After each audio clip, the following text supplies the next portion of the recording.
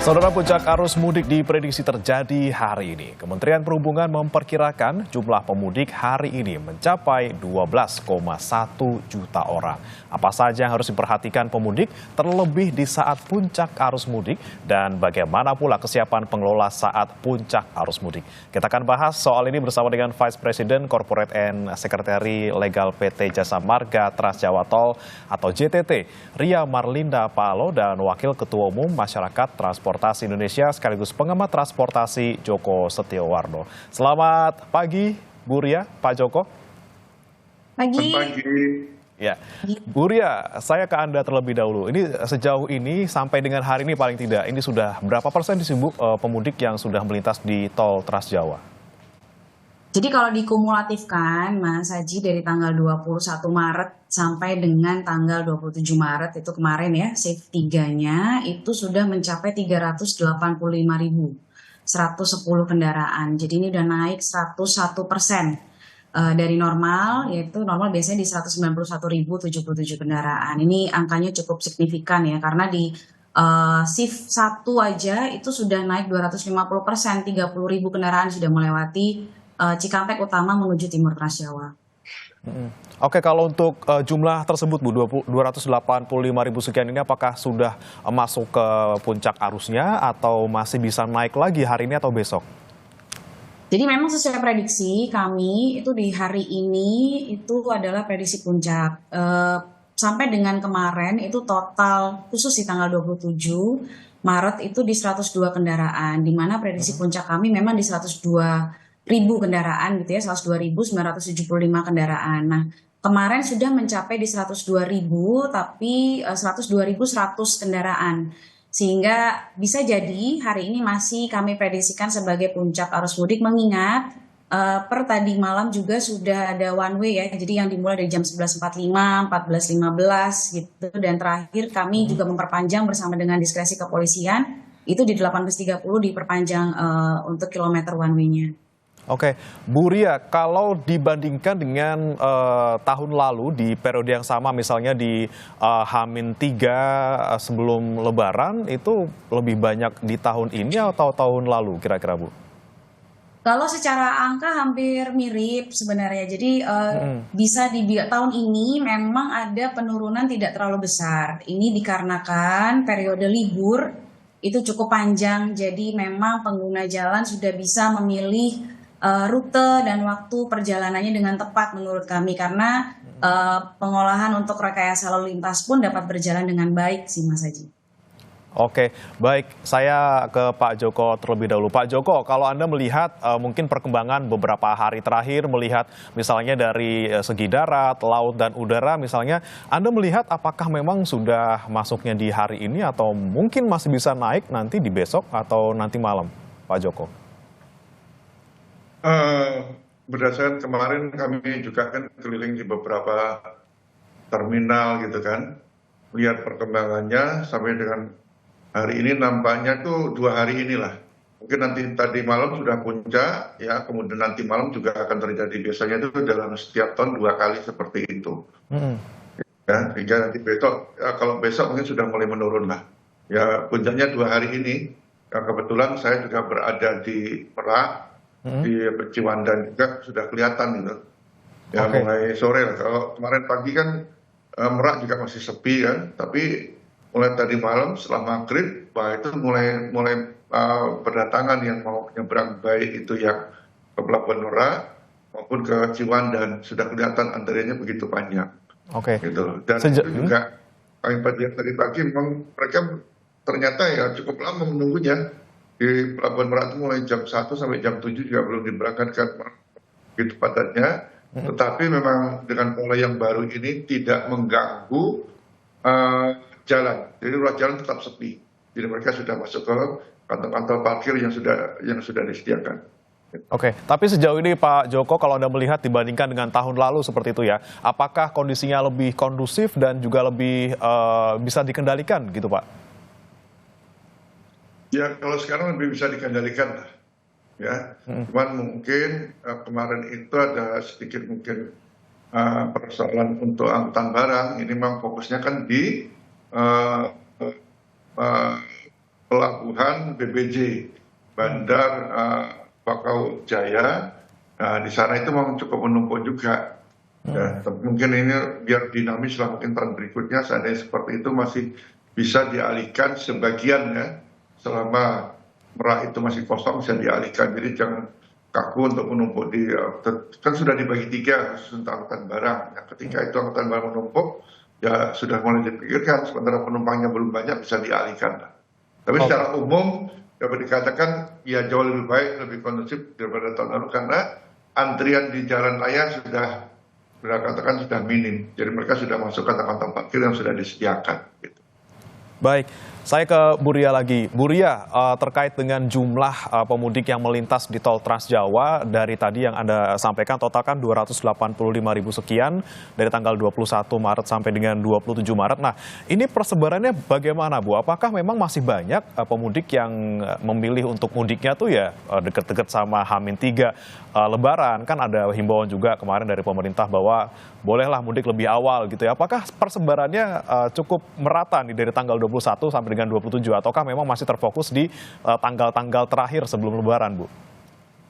Ya, jadi mungkin saya coba ini ya memberitahu data informasinya. Jadi 385.000 Mas Haji. 385.000, oke. Betul, bukan 285.000. Jadi memang kalau dilihat perkembangan dari tanggal 21 Maret yang terhitung sebagai kita bisa sampaikan itu sebagai periode mudik awal ya, 21 Maret sampai dengan hari ini, itu kenaikannya cukup ini ya, setiap hari ada kenaikan. Dan memang rata-rata pengguna jalan ini selalu menggunakan waktu perjalanan itu di malam hari biasanya. Contohnya seperti tadi malam itu angkanya cukup tinggi yang melewati Cikampek Utama yang menuju timur Trans Jawa untuk shift 3 itu sampai 42.000 yang biasanya itu hanya 9.000 kendaraan dari normal. Jadi memang ini cukup ini ya, maksudnya pengguna jalan memang bisa dilihat setiap harinya itu semakin meningkat pengguna jalan melewati Cikampek Utama untuk mudik. Dan hari ini kalau memang seperti kita prediksikan bahwa hari ini adalah puncak mudik, bisa jadi hari ini bisa mencapai kumulatif bisa sampai dengan 470.000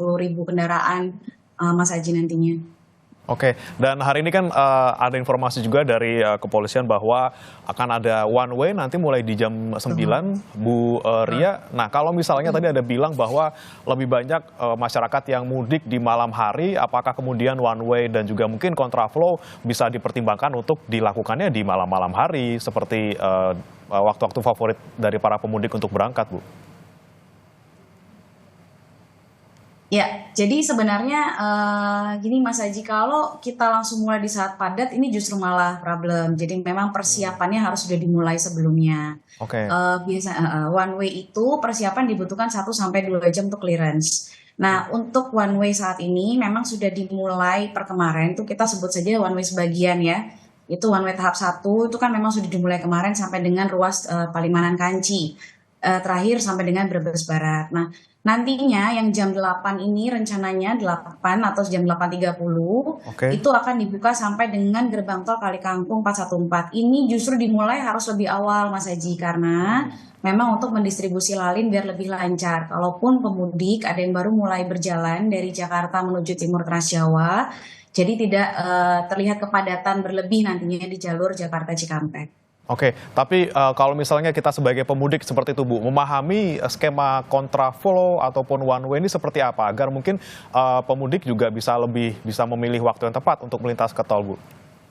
Ya, jadi memang seperti saya sampaikan sebelumnya, pemudik tuh akan sangat senang gitu ya berangkat di malam hari. Namun memang kami himbau buat pengguna jalan memastikan melalui aplikasi Travoi Jasa Marga, memastikan melalui media sosial dan juga dengan teman-teman media juga yang udah standby di titik-titik kami yang bersama Jasa Marga ya di Cikampek Utama juga kami terus sampaikan mengenai kenaikan lalinnya sehingga dapat memberikan informasi juga buat pengguna jalan. Termasuk kami juga terus menginformasikan secara update tentang rekayasa lalu lintas seperti yang dilakukan di Jakarta Cikampek pada tadi malam itu ya, kami juga sudah melakukan kontraflow dari kilometer 47 sampai kilometer 50 yang awalnya memang baru dimulai di kilometer 55 dulu. Nah, melihat kenapa ini sampai dimundurkan ke kilometer 47 karena memang lainnya sudah lumayan padat. Nah, itu terus kami sampaikan sehingga pengguna jalan dapat terinformasi dengan baik, Mas Haji. Baik, saya ke Pak Joko. Pak Joko, ini kan memang setiap tahun kita selalu mendengar bahwa ada kepadatan di tol ketika mudik seperti itu. Dan biasanya memang rekayasa yang dilakukan kontraflow, one way, dan mungkin satu lagi ada ganjil genap seperti itu. Nah, Anda melihatnya memang apakah hanya rekayasa semacam inikah yang bisa mengurai kepadatan di tol, atau mungkin ada solusi lain ataupun rekayasa lain yang bisa dilakukan untuk mengurai kepadatan, Pak Joko? Ya, memang kepadatan lalu lintas tidak bisa dihindari. Sementara kapasitas jaringan jalan yang tersedia kan kalau menambah lagi nampaknya cukup berat ya. Nah, pengembangan kendaraan pribadi ini juga makin meningkat. Jadi saya kira mungkin setiap tahun akan bertambah lah waktu perjalanannya itu. Itu nggak bisa dipungkiri. Nah, sebab itu ya pemerintah mulai sekarang sudah mulai berpikir ini.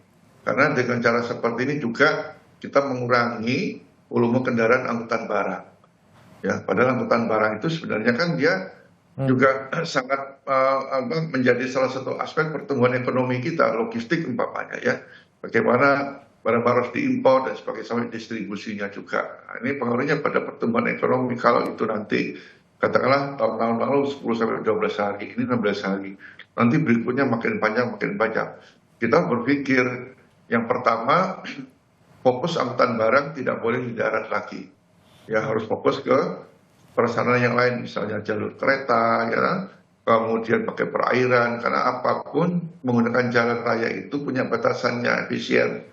Ya, secara teori sebenarnya 500 kilo, lebih dari itu tidak efisien. Kita lihat aja 500 kilo itu dari mana? Contohnya dari Surabaya ke Jakarta atau Jawa Timur ke DKI lah.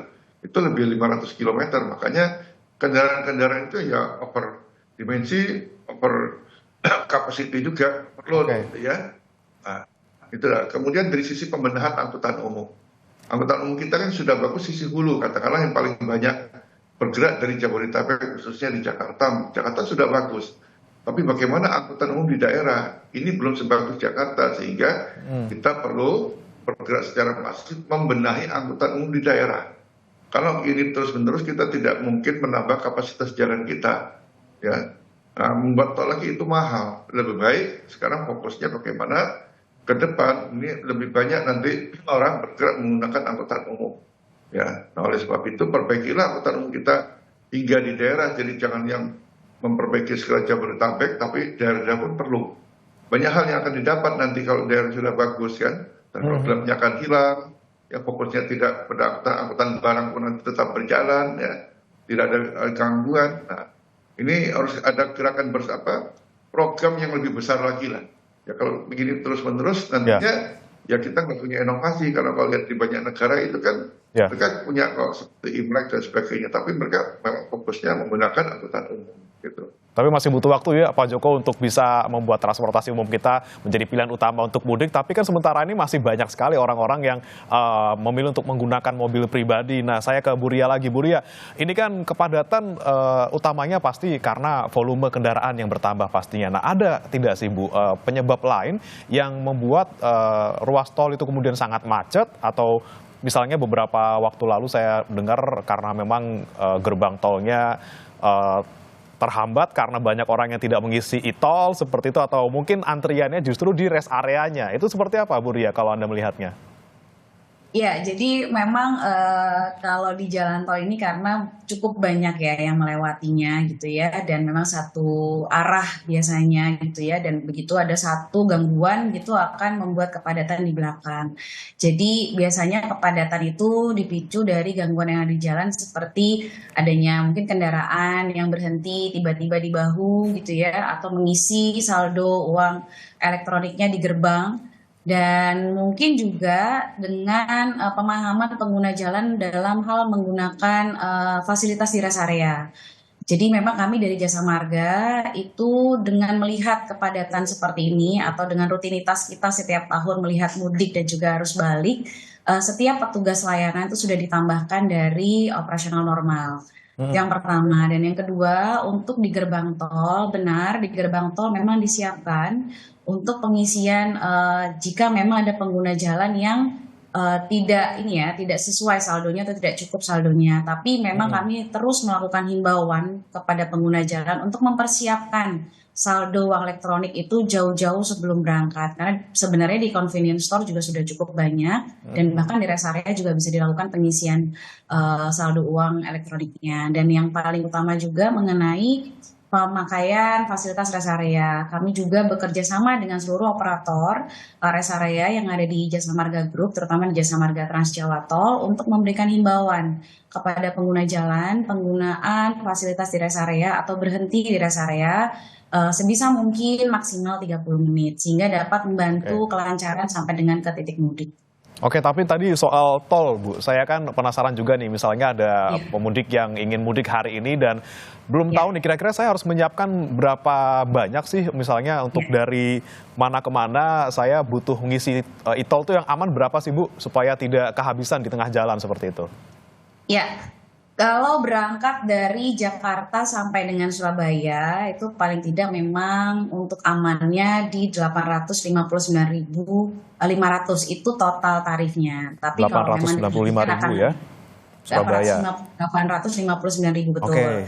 Itu tapi baiknya memang agak dilebihkan jika memang nanti ada kebutuhan pengguna jalan untuk keluar terlebih dahulu dan masuk kembali seperti itu. Nah, kalau cuma sampai Semarang memang paling tidak gitu ya di saldo uang elektronik itu 500.000 sampai dengan 600.000. Jadi kami selalu melakukan himbauan paling tidak pengisiannya jangan terlalu pas karena bisa jadi pengguna jalan butuh untuk keluar terlebih dahulu dan masuk kembali. Itu sih.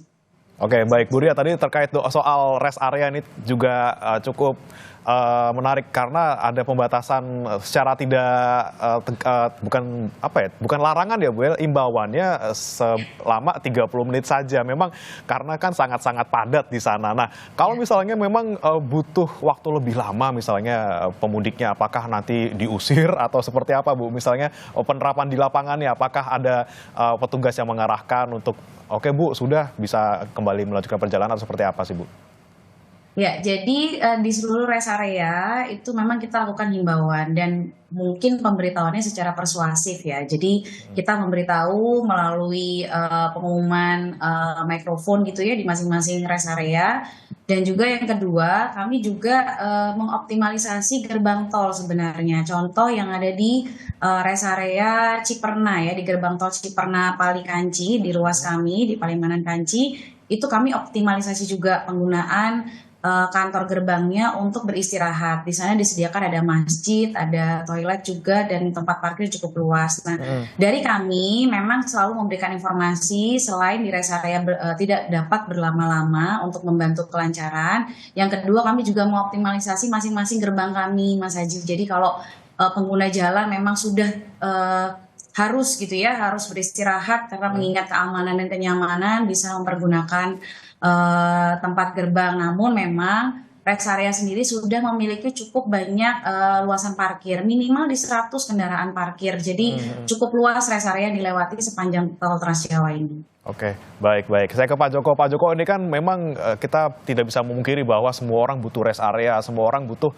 fasilitas yang memadai. Lalu untuk pemudik sendiri yang harus diperhatikan nih Pak, supaya memang nanti di mudik di jalan juga mereka siap. Tadi dari segi e-tol, dari segi kondisi kendaraan, dari segi kondisi badan sendiri, agar juga bisa memanfaatkan rest area ataupun fasilitas secara maksimal. Tipsnya seperti apa nih Pak untuk para pemudik? Ya, kalau kita bicara rest area, tentunya rest area yang disediakan oleh operator jalan tol terbatas kapasitasnya ya. Ya kalau di Jawa kira-kira luasannya 45.000 km persegi lah. Kalau Sumatera bisa 60.000 ya, karena tanahnya masih luas. Nah oleh sebab itu jangan mengandalkan yang di rest area, karena toh keluar dari tol juga cukup banyak rest area-nya. Itu pun bisa lebih dari setengah jam. Kalau di rest area itu di tol kadang setengah jam itu masih kurang. Di hari biasa ya kadang dia harus sholat itu ya dari tempat dan sebagainya ya, belum makannya lagi, apalagi makanannya pesanan, jadi masih kurang ya. Jadi jangan memaksakan menggunakan rest area di jalan tol, bisa keluar jalan tol. Pilihan jalan di luar jalan tol juga cukup banyak, dan sekarang tidak begitu jauh dari gerbang tol ya, itu sudah banyak kalau mau makan dan bisa lebih banyak lagi ya. Nah tapi tentunya seandainya lelah, ya jangan menggunakan bahu jalan. Karena bahu Ya. jalan itu digunakan untuk kondisi darurat, untuk pertolongan apapun lah yang biasanya bisa dilakukan. Tapi kalau itu diisi, ya ini kasihan nanti. Karena bukan pasti ya, sering terjadi gangguan pada kendaraan. Nah, kita tidak tahu di kilometer berapa, tapi kalau bahu jalan itu memang sepi, tidak digunakan, akan mudah melakukan bantuan. Ya. Pokoknya jangan Oke. dengan bahu jalan, pilihan keluar saya kira lebih bijak ketimbang memaksakan diri harus di dalam rest area, apalagi berhenti di bahu Ya. jalan itu selalu dihindari. Gitu. Selelah apapun, kalau misalnya rest areanya penuh, jangan sampai berhenti di bahu jalan dan lebih baik keluar. Lalu Pak Joko, saya penasaran juga sebenarnya, apakah sebenarnya kemarin tuh ada kebijakan WFA ini kemudian bisa mempengaruhi bagaimana kepadatan volume mudik kali ini? Tapi jangan dijawab dulu Pak Joko dan Bu Ria, kami akan kembali usai jeda berikut ini, tetap di Sapa Indonesia Pagi.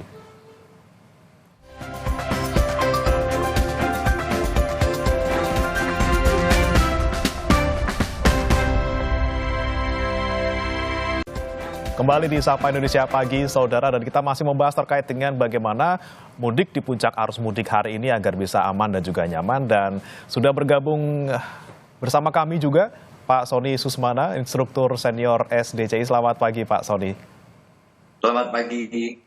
Baik, saya sebelumnya ke Pak Joko dulu tadi sebelum break Pak, terkait dengan kan ada kemarin ada kebijakan WFA gitu ya dari pemerintah agar orang-orang bisa mudik lebih awal sehingga mengurai kepadatan. Nah, kalau Anda melihat apakah itu ada pengaruhnya sebenarnya ke kondisi kepadatan lalu lintas di hari-hari terakhir ini Pak? Nampaknya tidak begitu banyak ya pengaruhnya ya. Sebenarnya masih banyak juga yang mereka liburnya itu hari Jumat. Ya, kita lihat aja pergerakannya ini cukup tinggi pas peaknya ini. Dulu kemarin sebenarnya kalau pada saat itu harapannya tinggi, tapi ternyata datar aja. Ya, bahkan kita lihat katakanlah penyeberangan itu cuma hari Sabtu yang tinggi, habis itu ya biasa saja gitu kan. Jadi apapun ya numpuknya di sini. Ya, jadi ini kan WFA ini kan tidak bisa berlaku untuk semua sektor ya. Apalagi orang-orang kerja di pabrikan itu kan punya target tertentu, yang mana produksinya memang harus berjalan sudah direncanakan, tidak bisa WFA-nya tiba-tiba mengenai ke mereka, kecuali mungkin yang kantoran. Tapi kalau yang mereka bagian produksi itu tetap aja sesuai dengan rencana semula, tidak banyak yang mengganggu lah. Ditambah lagi ada efisiensi anggaran, ini juga berpengaruh karena kemarin itu kami ke 4 terminal itu menanyakan berapa jumlah penumpangnya. Ketika kemarin memang pada hari yang sama di tahun yang lalu mengalami penurunan juga. Saya kira ini pasti ada pengaruhnya dengan efisiensi anggaran itu terhadap pendapatan masyarakat, apalagi banyak yang PHK juga ya. Oke, baik, tidak terlalu berpengaruh terkait dengan WFA. Kemudian saya coba ke Pak Sony. Pak Sony, ini kan yang tadi kita bahas di segmen sebelumnya terkait dengan ada skema yang dilakukan oleh kepolisian maupun dari pihak pengelola terkait one way, kemudian kontraflow. Nah, ini kan mungkin bagi orang-orang yang sudah berkali-kali mudik sebelumnya mungkin tahu kali ya seperti apa one way, seperti apa kontraflow. Nah, seperti misalnya ada pemudik yang baru pertama kali mudik untuk tahun ini. Nah, bagaimana kemudian mereka bisa memahami skema one way dan juga kontraflow ini supaya di jalan mereka paham dan juga bisa selamat sampai tujuan? Iya, jadi memang ada beberapa karakter atau grade dari pengemudi yang mudik pada saat ini.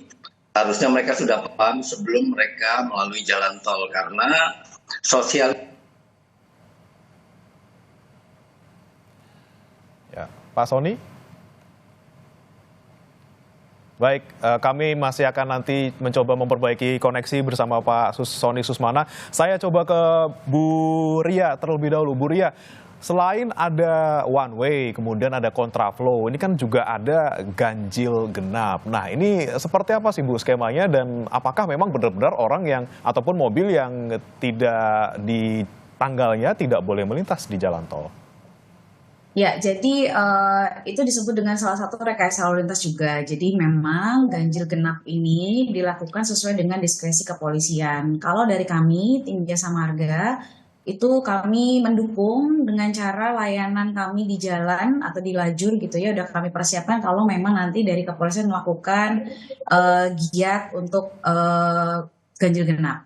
Gitu. Jadi memang untuk pelaksanaannya sendiri kami bekerja sama dengan kepolisian dan itu menunggu dari diskresi, Mas Haji. Oke, tapi tidak ada pembatasan misalnya dari gerbang tol, oh Anda genap gitu ya, nggak boleh masuk, seperti itu tidak, Bu? Dari kami belum, karena memang belum ada dari diskresi kepolisiannya sampai dengan saat ini ya. Baik. Kami kembali coba sapa Pak Sony. Pak Sony, apa sudah bisa mendengar suara kami di studio, Pak? Pak Sony, selamat pagi, Pak. Bisa mendengar suara saya, Pak? Pak Sony, mungkin bisa dibuka audionya, Pak, masih di mute. Pak Sony, baik. Saya ke Bu Ria lagi. Bu Ria, terkait dengan kepadatan, ini kan pasti ada titik-titik tertentu yang selalu setiap tahun berulang seperti itu ya. Bagaimana kemudian selalu di sana-sana aja tuh biasanya tuh titik-titik yang macet. Nah, kalau dari sepanjang tol Trans Jawa, ini mana titik-titik yang biasanya menjadi perhatian, Bu? Ya, kalau dari Jakarta Cikampek, memang kita bisa tahu ya pengalaman dan evaluasi juga dari tahun-tahun sebelumnya, itu di KM 47 sampai dengan KM 55 atau 57 yang menuju dengan rest area. Karena sama-sama kita tahu bahwa rest area 57 itu rest area pertama yang ditemui setelah setelah MBZ lah, yang MBZ. Nah, yang kami lakukan memang itu selalu melihat dari diskresi kepolisian untuk melakukan kontraflow. Nah, selain di Jakarta Cikampek, titik-titik lainnya itu biasanya kita temui pada saat pelaksanaan one way memang untuk di gerbang Kali Kangkung. Namun dengan optimalisasi gerbang tol Kali Kangkung yang sudah dipersiapkan dan pengalaman juga dari sebelumnya ya, jadi memang pengoperasian gardunya itu sudah ditambah dengan mobile reader atau bisa disampaikan ini lajur yang dipersiapkan sebagai tambahan. Ketika memang nantinya gardunya itu sudah penuh gitu ya, nanti akan dioperasikan juga MR atau mobile reader yang petugas kami yang akan bersiap untuk menerima transaksi dari seluruh pengguna jalan. Jadi setiap titik kepadatan ini setiap tahunnya, karena kan pelaksanaan kontraflow, pelaksanaan one way ini juga bentuk dari hasil evaluasi yang dilakukan berdasarkan kenaikan atau kepadatan lalin setiap tahunnya di arus mudik dan balik lebaran. Oke, baik. Saya coba ke Pak Sony lagi. Pak Sony, apakah sudah bisa mendengar suara kami, Pak? Oke. Baik Mas, kami masih mencoba memperbaiki koneksi kami bersama Pak Sony. Saya ke Pak Joko. Pak Joko, ini kan ada beberapa kekhawatiran dari pemudik juga terkait misalnya, takut nih misalnya di jalan, kemudian bensinnya habis, kemudian takut juga terkait dengan kondisi kendaraan. Tadi Anda bilang bahwa dalam misalnya kita butuh rest area, kalau misalnya sudah penuh, ya sebaiknya keluar dari tol saja seperti itu. Nah, terkait dengan hal tersebut, Pak, seberapa besar sih misalnya pilihan pemudik untuk bisa keluar ke jalan arteri dulu untuk kemudian masuk kembali ke dalam tol? Apakah itu kemudian tidak dalam tanda kutip memperpanjang perjalanan mereka, Pak? Ya, sebenarnya kalau keluar itu dari gerbang tol, kalau sekarang mungkin tidak begitu jauh lah untuk mendapatkan rest area. Jadi dekat. Contohnya di Salatiga itu nggak sampai 200 meter itu keluar sudah ada rumah makan berjajar sepanjang jalan itu kan. Itu yang paling mudah. Tapi jalan juga mudah kok sekarang ini. Memang awal-awal ketika pembangunan tol itu masih jarang. Tapi sekarang dengan makin tahun makin bertambah dan ada demand akhirnya muncullah rest area yang dekat-dekat dengan pintu gerbang itu. Jadi tidak begitu jauh lah. Ya, beda hanya kalau tol Trans Sumatera mungkin jauh, ya agak jauh. Tapi kalau Trans Jawa relatif lebih dekat. Gitu. Masih lebih ini ya Pak ya, masih masuk akal kalau kita keluar dulu daripada harus berhenti di bahu jalan ya Pak ya? Iya. Oke. Karena nggak jauh dengan arteri ya, bersisian. Oke, baik. Kembali saya ke Pak Sony. Pak Sony sudah bisa mendengar suara saya di studio Pak?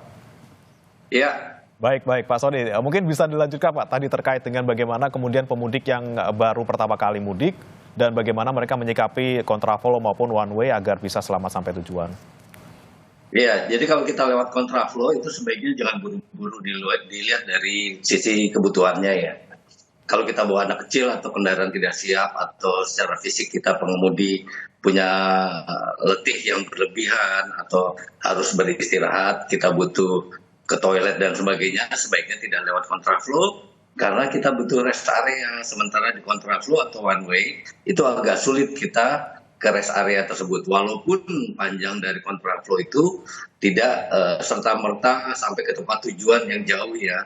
Tetapi paling tidak akan menyulitkan ketika kita membutuhkan rest area itu. Jadi harus berpikir panjang. Sebaiknya adalah secara bijak. Kalau kita akan melewati jalan tol khususnya, kita butuh rest area dan tidak punya pengetahuan dan pengalaman jam terbang yang tinggi, sebaiknya kita lewat jalur yang biasa aja. Karena lewat jalur biasa atau kontraflow itu perbedaannya paling sampai tempat tujuan 10-20 menit. Artinya kalau macet tetap sama aja macet di kontraflow.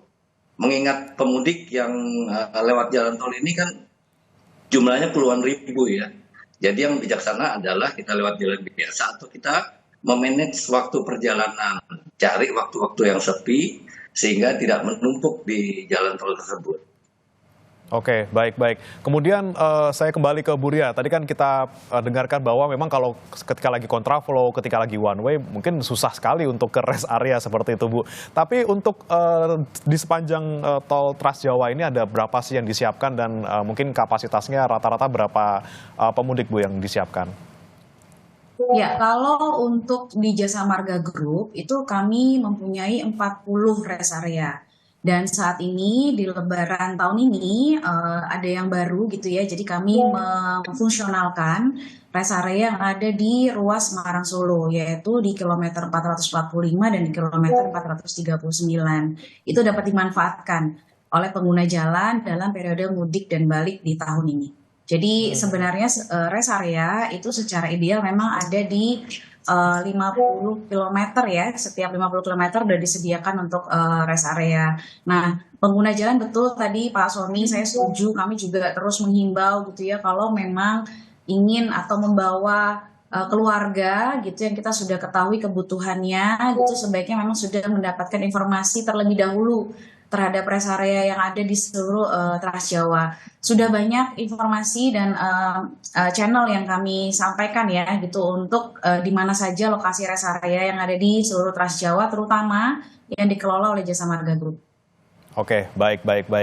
Saya beralih ke Pak Joko. Pak Joko, ini kan kita mungkin keluar dari pembahasan terkait dengan tol dan juga mudik dari pakai mobil gitu ya Pak. Ini kan ada fenomena yang mungkin juga berulang kali gitu ya terjadi setiap tahun. Ada orang yang memilih naik bajai gitu ya atau mungkin naik motor untuk bisa mudik. Nah, khusus untuk bajai ini Pak, sebenarnya kan bentuknya mirip kayak mobil, cuman memang dia kan aslinya motor. Itu boleh nggak sih Pak sebenarnya untuk digunakan mudik ke luar kota dalam perjalanan yang jauh seperti itu? Ya boleh-boleh saja. Dan boleh, Pak. ini kan kecepatannya juga rendah kan. Rendah, asalkan dia nggak masuk jalan tol. Ya, Oke, ya. itu boleh. Dan cukup banyak kok. Mereka komunitas itu, rombongan itu kan, mereka pelan-pelan aja. Ya, tidak kecepatan tinggi, ya nggak jadi masalah. Ya, memang keseharian bajai itu kan dalam kota. Dan bajai yang naik sepeda juga ada itu, yang hobi-hobi itu kan, senang mereka bersepeda. Asal jangan jalan kaki jauhan aja lah. Oke. Sepeda, naik bajai itu saya kira masih oke juga. Karena mereka itu kalau saya tanya mereka di Jakarta, mereka itu berombongan. Ada sampai 30 orang gitu ya. Ya. Sama bawa barang. Itu saya kira lebih bisa ketimbang bawa mobil pribadi, tapi kadang-kadang di atasnya yang bawa barang yang berlebihan. Keseimbangannya kan menjadi mengkhawatirkan juga kan. Oke. Tapi kalau dari segi keselamatan bagaimana nih Pak Sony kalau Anda melihat sebuah bajai yang biasanya digunakan untuk perjalanan dekat saja ini digunakan untuk mungkin sampai keluar kota, keluar pulau seperti itu apa? Dari segi keselamatan seperti apa Pak? Jadi saya udah lihat juga tuh di beberapa media ada beberapa pemudik yang naik roda 2, roda 3, roda 4 itu wajar-wajar aja. Saya setuju sama Pak Joko tadi. Tetapi dalam hal ini adalah Yang namanya mudik ini kan jalurnya panjang, butuh kewaspadaan yang tinggi, butuh kesadaran tentang keselamatan, butuh attitude dari pengemudinya, sadar bahwa ada perjalanan yang harus dia lalui dan ini sangat-sangat membahayakan. Nah, ini yang harus menjadi perhatian bahwa tidak hanya sekedar mudik, tidak hanya sekedar mengemudi, tetapi ada faktor-faktor bahaya yang dia harus dia cermati, kemudian bagaimana menyikapi itu. Ini yang harus diperhatikan. Jadi tidak hanya sekedar mudiknya, tetapi ada beberapa hal yang harus diperhatikan untuk dia mampu sampai tempat tujuan dengan selamat. Termasuk saya lihat kemarin ada naik bajainya nggak masalah, naik roda 2 nggak masalah, tetapi paling tidak barang bawaannya tidak sampai berlebih, kemudian kendaraannya juga siap sampai tempat tujuan, karena kita tahu bajai ini adalah kendaraan yang tidak didesain untuk jarak panjang, hanya untuk jarak pendek. Jadi pastikan istirahatnya juga diperhatikan gitu. Oke, intinya sih siapin kendaraan dan juga muatannya ya Pak ya. Tapi Pak Sony, kalau Anda melihat secara garis besar, secara luas seperti itu terkait dengan mudik tahun ini, paling tidak sampai dengan mungkin H-3 ini, seperti apa Pak? Anda melihatnya, evaluasinya apakah kemudian lebih baik daripada tahun lalu secara sementara gitu ya, atau seperti apa Pak? Jadi kalau namanya mudik ketemu macet itu wajar ya. Yang harus menjadi concern pemerintah adalah tingkat kecelakaan yang harus dihilangkan. Ini yang paling penting, karena pemudik ini berharap kepada masyarakat bagaimana memanage sebuah perjalanan ini, mereka selamat, happy, bahagia sampai tempat tujuan. Kalau kita menghilangkan macetnya nggak mungkin lah. Yang penting selamatnya aja, kemudian ada beberapa panduan-panduan dari teman-teman jasa marga, teman-teman kepolisian atau di Subdar, ada yang membahayakan atau yang melanggar itu segera diberhentikan, diberikan arahan untuk mereka melakukan apa yang harus diperbaikin sehingga tidak membahayakan diri dia dan orang lain. Oke, baik. Saya ke Bu Ria. Bu Ria, mungkin untuk para pemudik yang hari ini baru mulai mau mudik, apa imbauannya untuk para pemudik agar mudiknya bisa aman, nyaman, dan selamat sampai tujuan, Bu? Ya, yang pertama pasti persiapan ya, Mas Haji. Jadi kami dari Jasa Marga melalui Jasa Marga Trans Jawa Tol yang mengelola ruas Trans Jawa, gitu, Jasa Marga Group. Kami sangat berharap pengguna jalan yang akan melewati tol di Trans Jawa terutama untuk dapat mempersiapkan diri, keluarga yang ikut, perbekalan, dan juga yang paling utama adalah kendaraan. Jadi biasanya nih kalau Lebaran itu menggunakan mobil yang sudah lama, mungkin sudah belum pernah digunakan jarak jauh gitu ya. Jadi persiapannya harus diperhatikan mengenai kesiapan kendaraan. Dan yang kedua, informasi mengenai kontraflow, one way itu kami dari Jasa Marga Group berusaha untuk ini dapat langsung disampaikan ke seluruh pengguna jalan. Dan yang ketiga, download aplikasi Travoy, melihat sosmednya mungkin NTMC Polri gitu ya, Jasa Marga dan juga Jasa Marga Trans Jawa Tol. Dan yang paling utama Mas Haji adalah kami juga berharap seluruh pengguna jalan ini untuk selamat sampai dengan tujuan, bahagia, happy. Tadi yang disampaikan oleh Pak Sony itu adalah dengan memastikan seluruh rambu petugas gitu ya, semua arahannya diikuti dengan baik. Dan kami yakin gitu kalau kita bisa berkolaborasi dengan seluruh pengguna jalan pun, saya yakin mudik dan balik Lebaran tahun 2025 insya Allah nanti tingkat kecelakaannya, tingkat fatalitasnya bisa 0 dan semuanya bisa aman, lancar, dan nyaman sampai dengan tempat tujuan. Baik. Saya terakhir ke Pak Joko. Pak Joko, imbauan Anda mungkin selain pengguna mobil kan ada juga yang naik kapal, naik pesawat, naik kereta, naik bus. Apa tips Anda supaya perjalanan mereka juga aman dan juga nyaman? Dan jelas itu namanya menggunakan angkutan umum. Ya entah itu kapal laut, pakai kereta, pakai bus maupun pesawat. Nah, yang harus diperhatikan jadwalnya itu. Benar-benar diperhatikan itu jangan sampai meleset ya. Nah, kalau jadwalnya sudah tahu, setidaknya 1 jam sebelum keberangkatan sudah berada di lokasi, entah itu di stasiun, di terminal, ya, kemudian di pelabuhan maupun bandara. Sehingga dari situ memperhitungkan perjalanan dari rumah kira-kira berapa jam sampai dengan simultamortasi tadi. Itu yang penting. Kalau enggak ketinggalan ya sudah, mau beli lagi ya susah juga kan, apalagi tiket sudah habis kan. Itu benar harus diperhatikan. Ya. Nah, yang berikutnya tadi kesiapan yang lainnya ya kalau sudah seperti terakhir ya berdoa, tidak bisa tidak harus berdoa ya agar perjalanannya lancar, selamat sampai tujuan. Baik, baik. Jadi semuanya kita harapkan Bu Ria, Pak Joko dan Pak Sony bisa kali ini mudik tahun ini bisa berjalan dengan lancar tanpa ada kendala satu apapun. Kalaupun ada kemacetan jangan sampai panjang-panjang, jangan sampai stuck. Semuanya kita harapkan berjalan dengan lancar dan juga aman. Terima kasih Bu Ria, Pak Sony dan juga Pak Joko telah bergabung bersama kami di Sapa Indonesia Pagi. Selamat pagi.